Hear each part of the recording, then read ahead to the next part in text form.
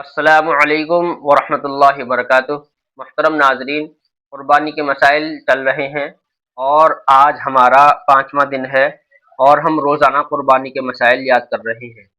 آج ہم شروع کرتے ہیں بسم اللہ کے ایک مسئلے سے۔ بسم اللہ کا مسئلہ کیا ہے؟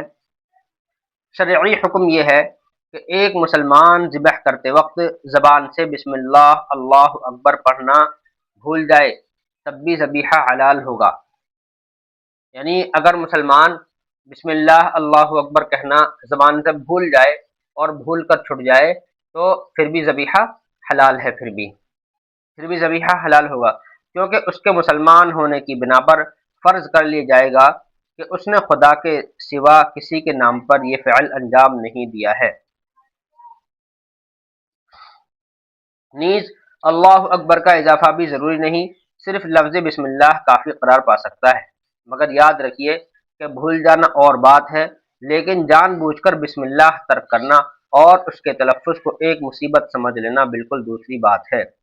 یعنی اس میں یہ ہے کہ جان بوجھ کر چھوڑ دینا اور مصیبت سمجھنا، اور جان بوجھ کر چھوڑا ہے مصیبت سمجھ کر چھوڑا ہے تو پھر ذبیحہ حلال نہیں ہے۔ اگر بھول کر بسم اللہ کسی سے چھٹ جائے تو پھر حلال ہے۔ یہ دوسری بات بہت سخت ہے اور آخرت میں اس پر شدید پکڑ ہو سکتی ہے اور ذبیحہ بھی حرام ہے۔ یعنی ذبیحہ تو حرام رہے گا ہی، لیکن آخرت میں پکڑ بھی سخت ہوگی جس نے بسم اللہ جان بوجھ کر چھوڑا، بسم اللہ جان بوجھ کر چھوڑا ذبح کرتے وقت۔ اب دیکھیے قربانی کی دعا۔ قربانی کی دعا مسئلہ: اپنا داہنا پاؤں جانور کے شانے پر اور رکھے اور بسم اللہ اللہ اکبر کہہ کر ذبح کرے۔ قربانی کی نیت صرف دل میں کر لینا کافی ہے، زبان سے کہنا ضروری نہیں، البتہ ذبح کرتے وقت صرف ذبح کرنے والوں کو بسم اللہ اللہ اکبر کہنا ضروری ہے۔ یعنی اس میں یہ بتایا گیا ہے کہ ذبح کرتے وقت قربانی کی نیت دل میں کر لینا کافی ہے کہ میں بھی اپنی قربانی میں کر رہا ہوں، اور زبان سے کہنا، زبان سے یہ کہنا کہ میں قربانی کر رہا ہوں ضروری نہیں، البتہ زبان سے بسم اللہ اللہ اکبر کہنا ضروری ہے۔ یہ زبان سے کہنا پڑے گا، بسم اللہ اللہ اکبر زبان سے کہنا ضروری ہے۔ مسئلہ: قربانی کرتے وقت زبان سے نیت کرنا اور دعا پڑھنا ضروری نہیں۔ اگر دل میں خیال کر لیا کہ میں قربانی کرتا ہوں اور زبان سے کچھ نہیں پڑھا، فقط لفظ بسم اللہ اللہ اکبر کہہ کر ذبح کر دیا تو بھی قربانی درست ہو گئی، لیکن اگر یاد ہو تو دعا پڑھ لینا بہتر ہے۔ مسئلہ: جب قربانی کا جانور قبلہ رخ لٹائے تو پہلے اگر یاد ہو بہتر ہے یہ آیت پڑھے۔ کون سی؟ انی وجہت وجہی للذی فطر السماوات والارض حنیفا وما انا من المشرکین ان صلاتی ونسکی ومحیای ومماتی للہ رب العالمین۔ یہ دعا پڑھے اور ذبح کرنے کے بعد یہ دعا پڑھے، اگر یاد ہو تو پڑھے۔ اللہم منک ولک، پھر بسم اللہ اللہ اکبر کہہ کر ذبح کرے۔ اللہم منک ولک پڑھے، پھر بسم اللہ اللہ اکبر کہہ کر ذبح کرے، اور ذبح کرنے کے بعد یہ دعا اگر یاد ہو تو بہتر ہے پڑھے۔ یعنی یہ جو میں نے آیت پڑھی تھی انی وجہت، اس کو پڑھے، اس کے بعد کہے اللہم منک ولک، پھر بسم اللہ اللہ اکبر کہہ کر ذبح کر دے، اور ذبح کرنے کے بعد پھر یہ پڑھے اللہم تقبلہ منی کما تقبلت من حبیبک محمد وخلیلک ابراہیم علیہم الصلاۃ والسلام۔ یہ پڑھے۔ ذبح کرنے کے بعد کیا پڑھے؟ اللہم تقبلہ منی کما تقبلت من حبیبک محمد وخلیلک ابراہیم علیہم الصلاۃ والسلام۔ اور اگر کسی اور کی طرف سے ذبح کر رہا ہے تو منی کی جگہ من فلان کہے اور فلان کی جگہ اس کا نام لے لے۔ یعنی اللہم تقبلہ منی، تو جیسے زید کی طرف سے ذبح کیا تو کہے اللہم تقبلہ من زید کما تقبلت من حبیبک محمد، ایسے وخلیلک ابراہیم علیہم الصلاۃ والسلام۔ اس دعا کو میں ایک بار اور پھیر دیتا ہوں۔ انی وجہت وجہی للذی فطر السماوات والارض حنیفا وما انا من المشرکین ان صلاتی ونسکی ومحیای ومماتی للہ رب العالمین۔ यहाँ तक हो गई। फिर उसके बाद कहे अल्लाहुम्मा मिनका वलका बिस्मिल्लाह अल्लाहु अकबर, फिर ज़िबह करे बिस्मिल्लाह अल्लाहु अकबर कहकर। उसके बाद में जब ज़िबह करने के बाद पढ़े अल्लाहुम्मा तक़ब्बलहु मिन फलान, फलान की जगह उसका नाम ले, या अपनी तरफ से खुद कर रहा है ज़िबह तो खुद अपना नाम ले, अल्लाहुम्मा तक़ब्बलहु मिन्नी कमा तक़ब्बलत मिन हबीबिका मुहम्मदिन व खलीलिका इब्राहीम अलैहिमुस्सलातु वस्सलाम। ये हो गए मसाइल, ये हो गए कुर्बानी की दुआ। गोश्त की तकसीम के मसाइल। गोश्त की तकसीम कहाँ होगी? इस तकसीम का मतलब इस तकसीम का मतलब ये है कि गोश्त को बांटना।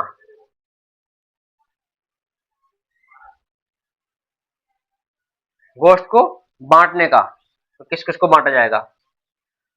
कुर्बानी का गोश्त खुद खाए और अपने रिश्ते नाते के लोगों को दे दे और फकीरों मोहताजों को खैरात कर दे।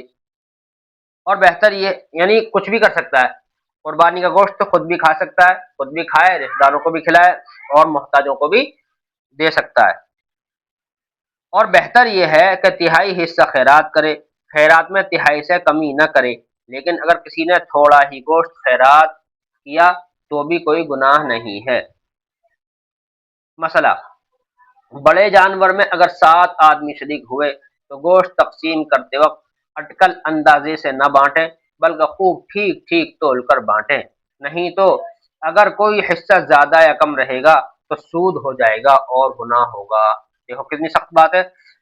बड़े जानवर में अगर 7 आदमी शरीक हैं और 7 आदमी, तो वो गोश्त को अटकल और अंदाजे से न बांटे बल्कि तोल तोल कर बांटे, कांटे से, तराजू से।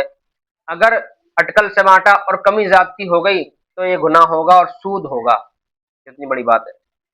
अलबत्ता अगर गोश्त के साथ कल्ला पाए और खाल को भी शरीक कर लिया तो जिस तरफ मशकूरा चीजें हों उस तरफ अगर गोश्त कम हो तो दुरुस्त है, चाहे जितना कम हो। जिस तरफ गोश्त ज्यादा था उस तरफ कल्ला पाए शरीक किए तो भी सूद हो गया और गुनाह हुआ।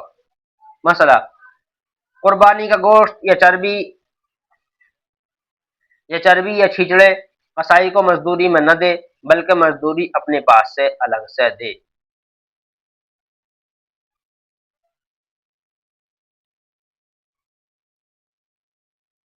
मस, मसला तो यही है कि कुर्बानी के गोश्त के 3 हिस्से कर ली जाएं, एक अपने घर के लिए, दूसरा रिश्तेदार और अहबाब के लिए और तीसरा फकरा और मोहताजों के लिए। लेकिन अगर अहल अयाल ज़्यादा हैं और गोश्त की खुद को ज़रूरत है तो अपने घर के लिए रख सकता है, सदका न करे। बाज़ जगह गोश्त तक़सीम करने में बड़ी बेएहतियाती बरती जाती है कि असल मुस्तहिक तक गोश्त नहीं पहुँचता, बल्कि अपने दोस्त और रिश्तेदार को पहुँचाते हैं जिनके घर से गोश्त आया है या आने की उम्मीद है, बदला करते हैं। हालांकि ज़रूरतमंद को देने में ज़्यादा सवाब है, इसीलिए गोश्त की बेहुरमती होती है, दफन करते हैं या सड़कों पर फेंका हुआ नजर आता है। हर जगह ज़रूरतमंद होते हैं, उनका ख्याल रखा जाए। यानी इसमें ये बताया है कि गोश्त तक़सीम करते वक्त बेएहतियाती की जाती है। बेएहतियाती क्या? और दूसरी बात यह है कि गोश्त को जरूरतमंदों में नहीं पहुंचाते, बल्कि कहाँ पहुंचाते हैं आमतौर से लोग?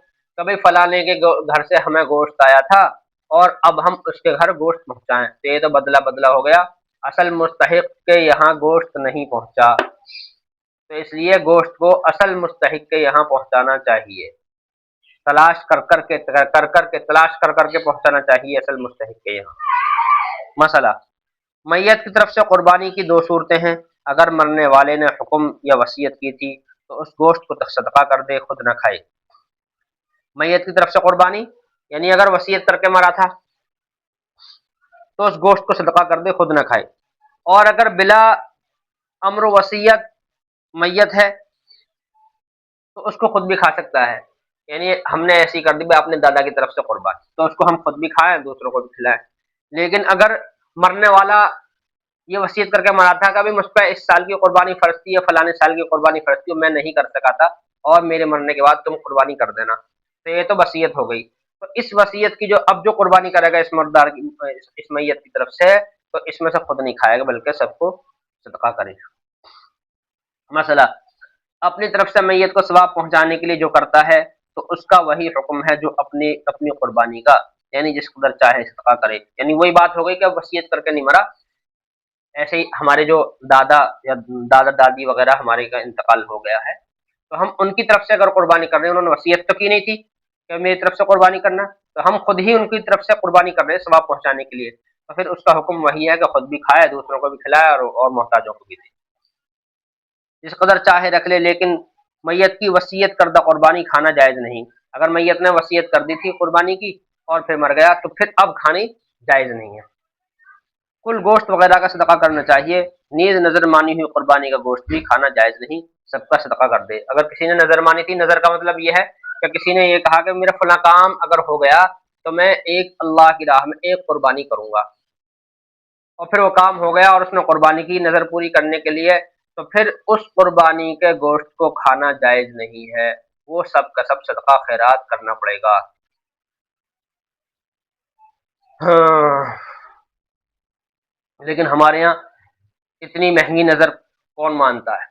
چھوٹی سی نظر مانتے ہیں کہ میرے یہ کام ہو گیا تو 10 روپے مسجد میں دے دوں گا، ایسی نظر مانتے ہیں کہ میرے یہ کام ہو گیا تو کسی فقیر کو 2 روٹی دوں گا، یا ایک جوڑی کپڑے دوں گا، اور رکھے رکھائے کپڑے جو گھر میں رکھے رہتے ہیں کپڑے چلتے چلاتے وہ دے دیے۔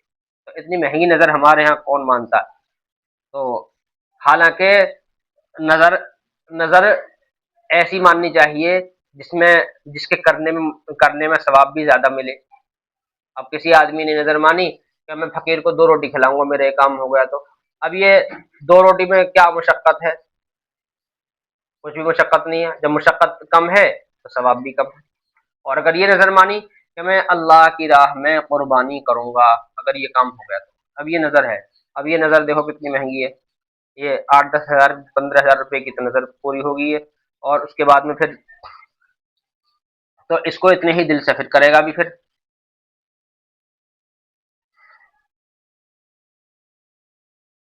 مسئلہ، اکثر لوگ پوچھا کرتے ہیں کہ کیا کہاروں اور چماروں کو بھی قربانی کا گوشت دینا جائز ہے؟ یعنی سوال ہے، کمہار چمار مطلب یہ ہے کہ غیر مسلموں کو گوشت دینا، قربانی کا گوشت دینا جائز ہے یا نہیں؟ جواب یہ ہے کہ جائز ہے، بشرطے کہ کسی کام کی اجرت میں نہ دیا جائے۔ یعنی غیر مسلم کو گوشت دے سکتے ہیں کسی کام کی اجرت میں نہ دیا جائے، کسی کام کی اجرت میں نہ دیا جائے۔ مسئلہ، عموماً کلہ پارچے میں کمینوں کا حق سمجھا جاتا ہے، تو اگر حق چلے سے چھوڑ، زیادہ مشکل ہے۔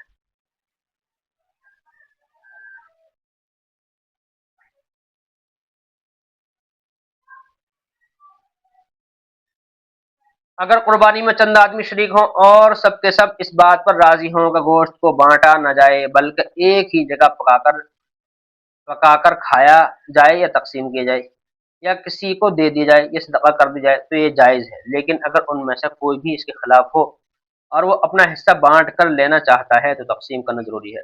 مطلب یہ ہے کہ قربانی 7 آدمیوں نے مل کر ایک بڑے جانور میں قربانی کی، اور ساتوں نے مشورہ کیا بھائی ہم ساتوں اس قربانی کو صدقہ کریں گے، یا ساتوں ہم خیرات کریں گے، تو ایسا جائز ہے،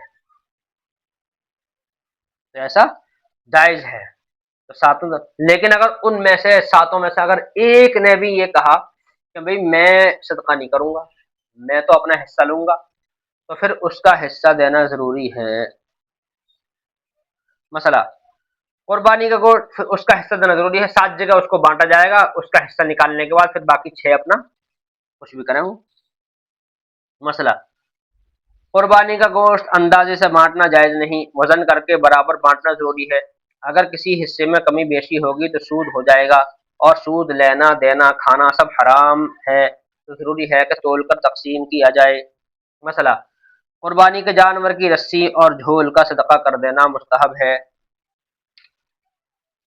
اور اگر فروخت کر دی ہو تو اس کی قیمت کا صدقہ کرنا واجب ہے، لیکن جانور کی رسی وہ رسی کہلائے گی جو بیچنے والے جانور کے ساتھ خریدنے والے کو دیتے ہیں۔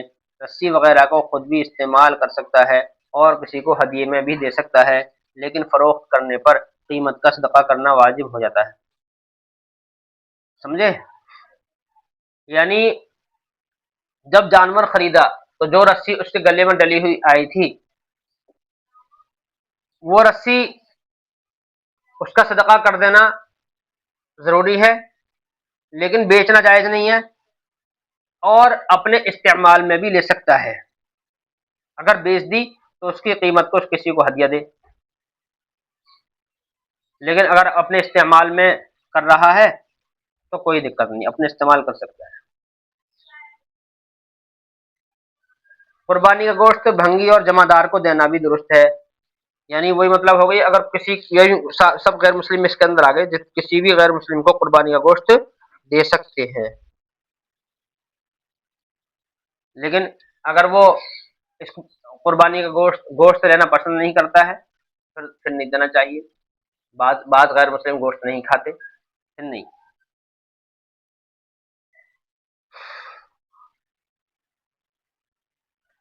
اگر مشترکہ حصوں میں سے آپس کی رضامندی سے تقسیم سے پہلے کسی شخص کو کچھ گوشت وغیرہ دے دیا تو مسئلہ یہ ہے کہ اگر شرکاء میں سے کسی نے قربانی کی نظر نہ کی تھی تو جائز ہے، کیونکہ تقسیم واجب نہیں کہ ترک واجب سے کوئی عذر لازم آئی۔ اور اگر اس میں سے یعنی قربانی میں کسی کا نظر یعنی میت کا حصہ تھا اور مالدار کو دیا تو جائز نہیں، کیونکہ تقسیم کر کے ناظر نظر کرنے والے کا حصہ فقراء کو صدقہ کرنا واجب ہے۔ بس قربانی تو جائز ہے، ہو جائے گی، لیکن نظر کرنے والے پر اپنے اس گوشت کی قیمت کا صدقہ کرنا واجب ہے جو کسی مالدار کو دے دیا گیا ہو۔ مسئلہ، قربانی گو خود واجب ہو مگر گوشت تقسیم کرنا واجب نہیں، بس وہ ہدیہ ہو گیا یا صدقہ نافلہ، لہذا کافروں کو دینا جائز ہے، البتہ جس قربانی کا گوشت تقسیم کرنا واجب ہو، مثلا نظر، منت وغیرہ، اس میں سے دینا جائز نہیں۔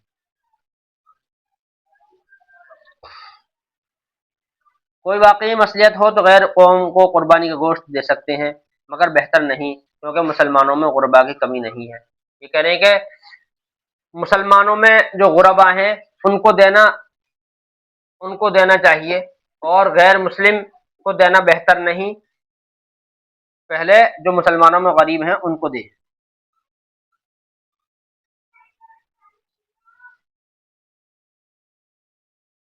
بڑے جانور کی قربانی میں 7 آدمی شریک ہو سکتے ہیں، اپنے ہوں یا بیگانے، غیر یعنی اپنے ہوں یا غیر ہوں، اور اگر اپنے بھائی وغیرہ رشتہ دار ایک گھر کے رہنے والے ہیں تو گوشت تقسیم کرنے کی ضرورت نہیں، اگر چاہیں تو سب اکٹھا گوشت رکھیں اور کھائیں۔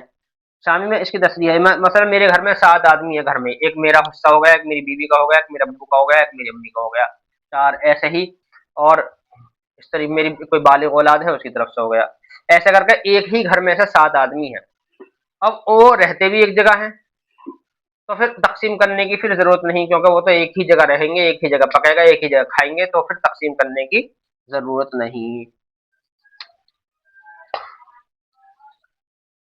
اور اگر تقسیم کریں اور نہ کریں تو کچھ حرج نہیں۔ قربانی کا مسئلہ اس طرح ہے کہ ایک بڑے جانور میں 7 افراد تک شریک ہو سکتے ہیں، یعنی بڑے جانور میں 7 حصے ہوں گے، 7ویں شریک یا جس قدر شریک ہیں 5 یا 6، وہ سب وزن تول کے ساتھ گوشت تقسیم کر کے ہر ایک شریک اپنے حصے کو خواہ خود کھائے یا دوسروں کو کھلائے، مگر بہتر یہ ہے کہ اپنے حصے کے گوشت کے 3 حصے کر کے ایک حصہ خود رکھے اور ایک حصہ احباب اقربا کو تقسیم کرے اور ایک حصہ فقراء کو دے، اور اگر کنبے والے کو ضرورت ہو تو یہ بھی درست ہے کہ سب گوشت خود ہی کھائے، یعنی کنبہ اگر بڑا ہے خود کے اہل و عیال زیادہ بڑے ہیں تو خود بھی کھا سکتا ہے۔ مسئلہ، 1/3 گوشت صدقہ کر دینا مستحب ہے، لیکن عیال دار اور قبیلے دار شخص کے لیے بہتر یہی ہے کہ صدقہ نہ کرے، اپنے اہل و عیال کے لیے تمام گوشت رہنے دے۔ قبیلے دار ہے یعنی بہت سارا اس کے ذمہ ہے پریوار، تو پھر خود ہی رکھ لے سارا۔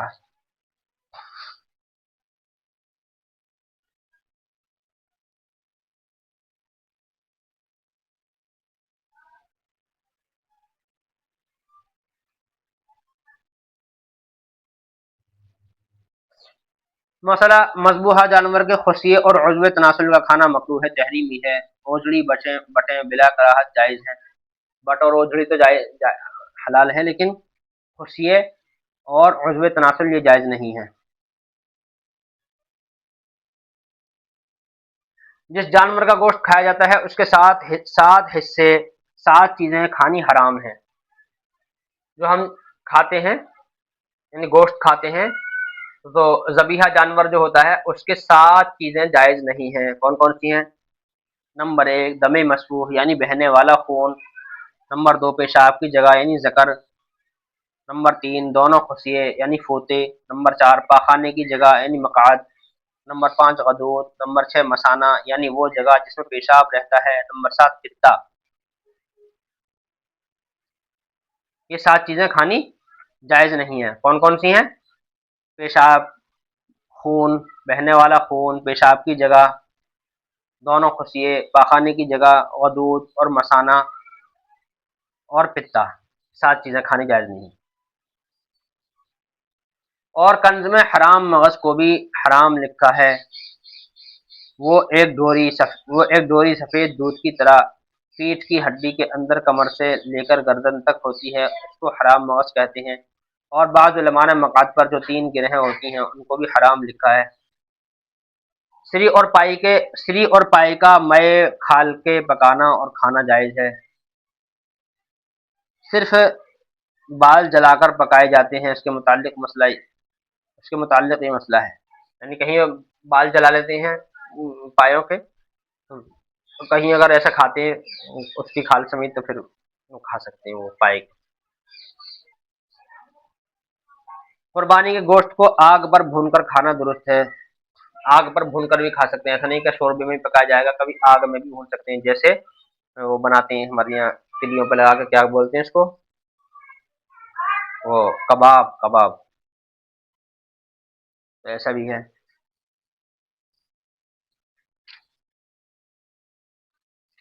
گوشت کا دھونا، ذبح کے بعد جو گوشت جانور سے علیحدہ کیا جاتا ہے، کیا اس کو پاک کر کے پکانا چاہیے؟ جواب حامد و مسلح، اس کو دھونے کی ضرورت نہیں، وہ ناپاک نہیں ہوتا، یعنی ذبح کرنے کے بعد جو گوشت ہوتا ہے وہ ناپاک نہیں ہوتا، پاک ہی ہوتا ہے۔ مطلب یہ ہے کہ اگر دھونا چاہے تو دھو سکتا ہے، لیکن ناپاک سمجھ کر پاک کرنا غلط ہے، کیونکہ وہ پاک ہے۔ لیکن دھونے میں یہ ہے کہ وہ بال لگ جاتے ہیں، یا مٹی کے ذرات لگ سکتے ہیں، مکھیاں بیٹھ جاتی ہیں، تو اس لیے اس کو دھونا چاہیے، لیکن یہ نہیں کہ یہ ناپاک ہے، ناپاک نہیں ہوتا، خون تو اس کا نکل گیا تو ناپاک نہیں ہوتا، وہ پاک ہی ہوتا ہے وہ۔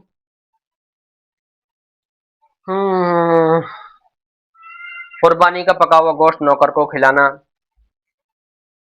کھلا سکتے ہیں۔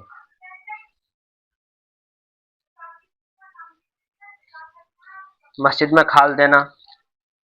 سوال، قربانی کی کھالیں جب فروخت کر دی جائیں ان کی قیمت کس قسم کے صدقے میں شمار ہیں اور ان کے مصارف کیا ہیں، اور مسجدوں کی تعمیر وغیرہ میں ان کا صرف کرنا شرعاً جائز ہے یا نہیں؟ اگر یہ کھالیں مساجد کے متولیان یا پیش امام کو مسجد بنانے کے لیے دے دی جائیں تو یہ لوگ ان کو فروخت کر کے ان کی قیمت مسجد کی تعمیر میں صرف کریں، شرعاً جائز ہے یا نہیں؟ جواب، قربانی کی کھالوں کی قیمت ان کے فروخت کرنے کے بعد از روئے شریعہ صدقہ واجبہ میں داخل ہیں۔ ہدایہ میں ہے کہ قربانی کی کھالیں فروخت کرنے کے بعد مثل زکوٰۃ وغیرہ کے ان کی قیمت کا صدقہ کرنا واجب ہے، لہذا ان کے مصارف بھی مصارف زکوٰۃ ہیں، اور چونکہ زکوٰۃ نیز دیگر صدقات میں تملیک مالک بنا دینا شرط ہے، اس لیے ان کی تعمیر مسجد وغیرہ میں صرف کرنا ہرگز جائز نہیں، کیونکہ مسجد میں تملیک پائی نہیں جا سکتی، جیسا کہ در مختار میں ہے کہ مسجد کی تعمیر اور میت کے کفن دفن وغیرہ میں تملیک نہیں پائی جاتی، اس لیے خرچ نہیں کر سکتے۔ حضرت تھانوی علیہ الرحمہ فتح فرماتے ہیں کہ جو کھال فروخت کر دی اس کی قیمت کا صدقہ کرنا واجب ہے، اور صدقے کی حقیقت یہ ہے کہ جس کو دیا جائے وہ مالک بن جائے، اور چونکہ استقاء واجبہ ہے اس لیے اس کے مصارف مثل زکوٰۃ کے ہیں، یعنی کھال نہیں دے سکتے مسجد میں، خلاصہ کلام یہ ہوا، کیونکہ کھال کا اس کو دینا واجب ہے جو زکوٰۃ کا مستحق ہے، اور مسجد میں زکوٰۃ نہیں دی جاتی تو کھال بھی نہیں دی جاتی۔ البتہ کھال بیچ کر اس کی قیمت صدقہ کرنا واجب ہے، اگر کھال بیچ دی ہے تو اس قیمت صدقہ کرے۔